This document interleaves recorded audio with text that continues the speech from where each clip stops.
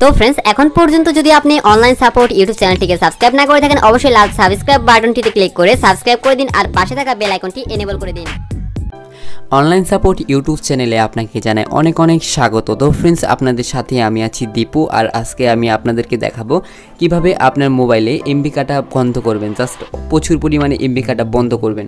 তো মোবাইলে এমন একটি সেটিংস রয়েছে আপনার যে সেটিংসটি আপনি অফ করলে আপনার মোবাইলে আগের তুলনায় 50% এমবি সাশ্রয়ী হবে এবং এমবি কাটা অনেক কমবে।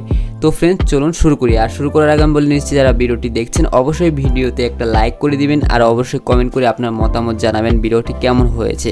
তো फ्रेंड्स চলুন ফার্স্টে আপনাকে যে কাজটি করতে হবে আপনাকে প্লে স্টোরেতে যেতে হবে। জাস্ট আমি আমার প্লে স্টোরেতে চলে যাচ্ছি।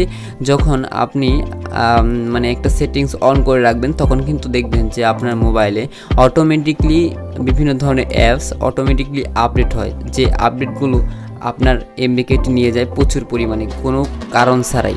তো এর জন্য অবশ্যই আপনি দেখবেন যে এখানে অটো আপডেট বলে একটা অপশন আছে, অটো আপডেট অ্যাপস। তো এখানে আপনি জাস্ট ক্লিক করবেন। ক্লিক করার পরে আপনাকে এই যে এখান থেকে দেখতে পাবেন এই দুইটা আইকন আপনার একটা সিলেক্ট করা থাকবে।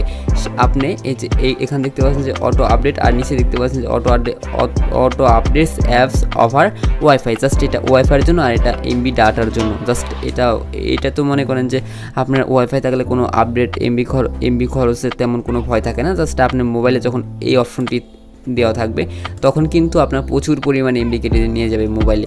তো আপনি যদি এই যে ডো নট অটো আপডেট এইটা সিলেক্ট করে দেন এখন থেকে কিন্তু আপনার আর এমবি কাটবে না, জাস্ট এমবি কাটা বন্ধ করে দিবে, আপনার অতিরিক্ত মাত্রা এমবি কাটা বন্ধ করে দিবে।